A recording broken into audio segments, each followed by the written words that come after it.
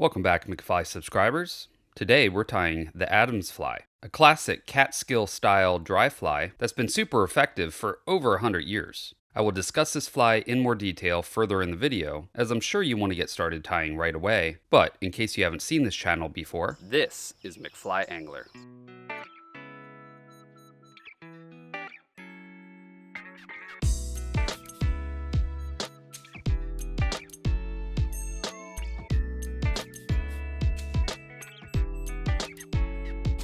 Starts now. Okay, let's get started tying now. Place a hook securely in your vise. For a hook, I'm using Risen's Barbless Dry Fly 100 in size 14. Now this is a standard dry fly as it's not a long shank or short shank, and it has a down eye. And these are the characteristics you're looking for in your dry fly hook.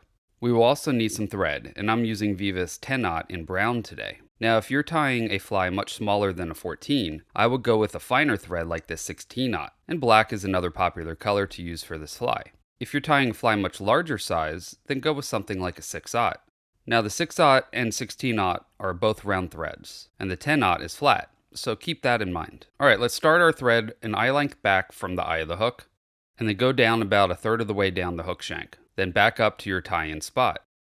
Then back down and end your thread about 2 eye lengths back from the hook eye. Now we need some feathers for the wings, and this Met's hen neck will work great. Now traditionally Adams are tied with grizzly wings.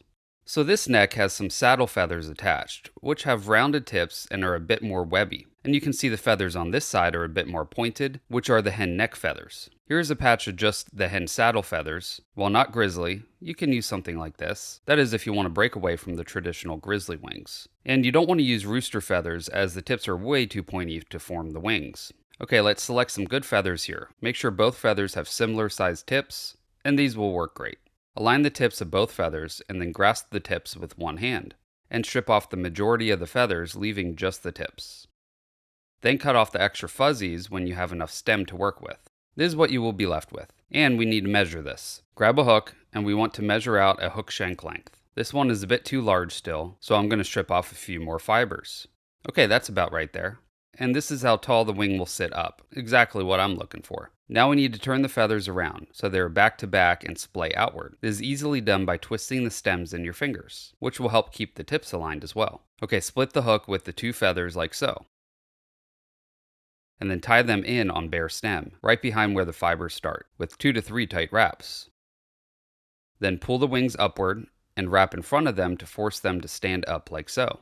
Now we need to ensure that they stay split and splayed outward. Let's make an X wrap between them, which will encourage them outwards. Then we make sure we are in the correct position, which might take a little playing with them, and maybe an extra wrap or 2 in front or behind. Okay, that looks good there. Cut off the stem to about halfway down the hook shank. Now let's start making even wraps down the hook shank until you reach about halfway down. Now we need 2 rooster necks, 1 brown and 1 grizzly to form the tail. Pull off one of the larger feathers towards the bottom portion of the cape. Then use that feather to find a feather from the other cape that is similar size fibers. When you find one, rip that one off the cape also. Double check the fiber length, then start ripping the softer and fuzzier fibers off the base of the stem of both feathers. Now we don't need the whole stems, so trim off leaving just a couple inches of bare stem. Now we want to keep these feathers together, so I find taping the stems is a good way of keeping them together for future flies.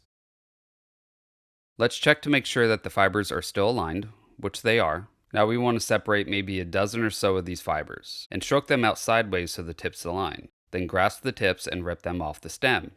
To turn them around and keep the tips aligned, use your other finger to pinch against your thumb, and then when you let go, it will keep the tips aligned and you will be holding the butt ends. Okay, let's measure out the tail and length that you want. This is where I like it, but if you want a longer tail, you can absolutely make it a bit longer, or shorter even if you wish.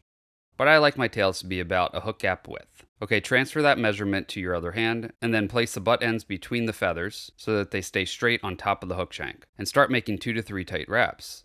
And then check the length. If you're happy with the length, then continue tying down the hook shank with tight touching wraps, ensuring that the fibers stay on top of the hook. Go down a little past the hook bend, then make a wrap under the fibers to ensure that they stick out straight off the back of the hook.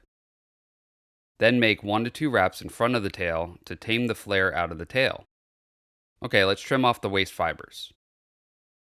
Now we need some dubbing, and I'm using this UV2 Fine and Dry. Now traditionally I think these use muskrat dubbing, but that's pretty difficult to find, and this Fine and Dry will work just fine. Just make sure that you're using the Adams gray color. Now we do not need very much. Pull off a light pinch like so. Then let's separate the fibers slightly on one side to make sure that the noodle starts very fine. Okay, let's dub this onto our thread, making a slightly tapered noodle. This noodle should be very thin and also very tight. Push the noodle up close to the hook, then start making touching wraps down the hook shank, trying to make a thin, tapered abdomen on the fly. You want to wrap up to an eye length shy of the wing, so if you need to add more dubbing, then do so, like I'm doing here. When you're happy with the body, then pull the wings forward slightly to get them out of the way. You know, I decided I needed to add a little bit more dubbing. Okay, now we need some hackle, and we can get these from the same capes that we pulled the tail feathers from. The feathers further up the cape are finer, great for small dry flies. So let's check the feathers for the size of hook that you're using. In this case, I'm looking for a size 14, which this is exactly a 14. So let's pull that feather. We also need a size 14 from the grizzly cape.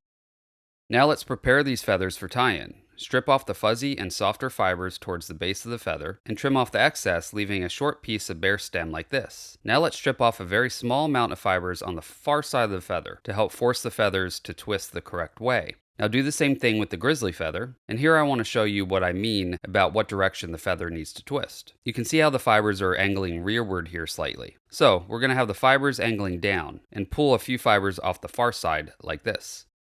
Okay, let's tie in this feather right at the end of the dubbing body. I like tying these in with X-wraps, which positions them perfectly to start wrapping around the hook. Okay, tie in the second feather in the same way, and then push the stems up and cut them off just shy of the hook eye. Now wrap up to the eye of the hook with touching wraps, making this area as even as possible. The more even you're tying here, the better the hackle will lay. Tying the feather stems in this way ensures that the feathers will not pull out. Make sure the wings are forward slightly, and then start wrapping one of the hackles with touching wraps up the hook shank. I like making 3 to 4 wraps behind the wing.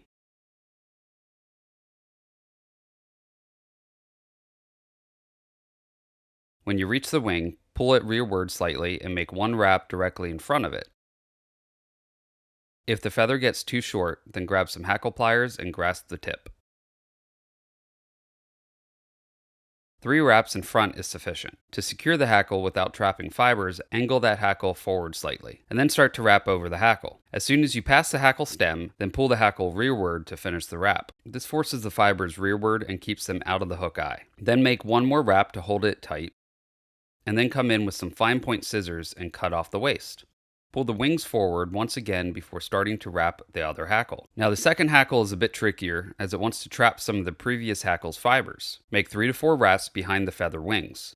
Then pull the wings rearward and out of the way, before making 2 to 3 wraps in front. Be careful when grasping the wings not to pull back the previous feather's fibers, or it will trap them and force them rearward.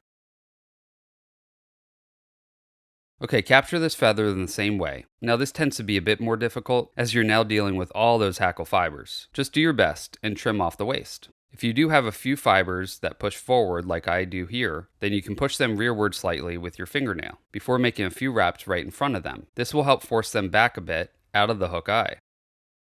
And then whip finish your fly. Now the whip finish here is tricky. Make sure that the back portion of the whip finish lays flat across the hackle up against the hook. A 3 to 4 turn whip finish is good enough to secure it, and then cut off the waist. Okay, that looks pretty good. Now let's cement the head. And for that, I really like this Solarez Ultra Thin. It has a handy paintbrush included in the cap for easy application. Just paint a little on the whip finish, ensuring not to get any in the hook eye. Now I didn't get any in the hook eye, but if you do, use a piece of wire to run through the eye and it should clear it. Then when it's clear, go ahead and zap it with your UV light, and it'll cure quickly without any tackiness, and make this fly super durable. Now I have one wing that is canted slightly, and here's a trick to fix that if you want. Take a little UV resin and put a little on the end of a bodkin, and then touch the bottom of that feather with the resin. Turn the wing to the position that you want it, and then cure it. This will help keep that position where you want it.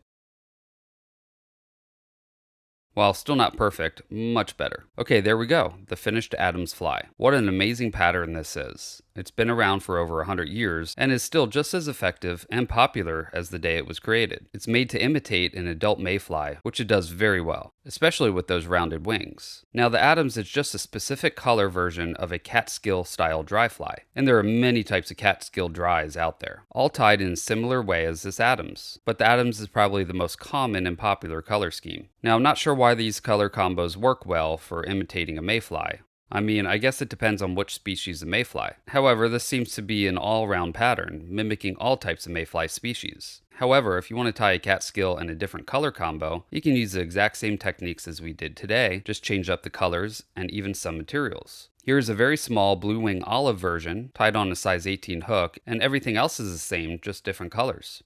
And here's a size 12 light Hendrickson color with wood duck wings, which actually has a different technique involved called posting the wings. I will have to show you guys that in another video. And here is a purple haze color scheme, sorta. The purple dubbing color is a little bit off for that purple haze, as the purple is usually more of a royal purple, but you get the point. These can be tied in any color schemes that you want. However, unless it's the same color that we tied today, it won't be called an Adams. Now, using two different hackles is very difficult to do. So, once you learn to tie this Adams fly, most other Catskill style dries will seem very easy. Alright, well I figured that the Adams was a great start to this month's series. It's May, so it's a perfect time to do a series on mayfly dries. Check next week's video where I will do the parachute Adams, which has become the most popular dry fly used today. So make sure you're subscribed and hit that bell notification so you don't miss any future videos like this parachute Adams fly. Now last month I did a series on stonefly dries, starting that series off with the Stimulator, then the Madam X, then the PMX, and I ended the series with the very popular chubby Chernobyl. I will link to this series at the end of this video and in the description section if you're interested in tying these flies. Oh, in case you were wondering, I do still sell these waterproof fly boxes on Amazon with free shipping. They are super thin, fitting most shirt pockets for quick runs to the water, or fit multiple boxes in a chest pack, allowing you to organize your boxes by fly type, like this mayfly box. The magnetic back is super strong, keeping the flies in place, and as you can see, I'm turning the box upside down and shaking it, and all the flies are still in place. Now it's super thin, but it's still deep enough to hold that size 12 Hendrickson without compressing the hackle. I will link to my Amazon storefront below in the description section of this video if you're interested. Also, don't forget to check out my sponsor Risen Fly. They made the hooks I use today, but they also make some of the best fly rods and reels for the money I have ever used. Best off, they're offering you all a discount. So if you're in the market for a new rod or a bunch of hooks or beads, go to www.risenfly.com and type in McFly at checkout and they'll give you 15% off of your first order with them. Well, thanks for watching. If you like this video, please hit the like button. I will see you on the next video. Now you go catch some fish.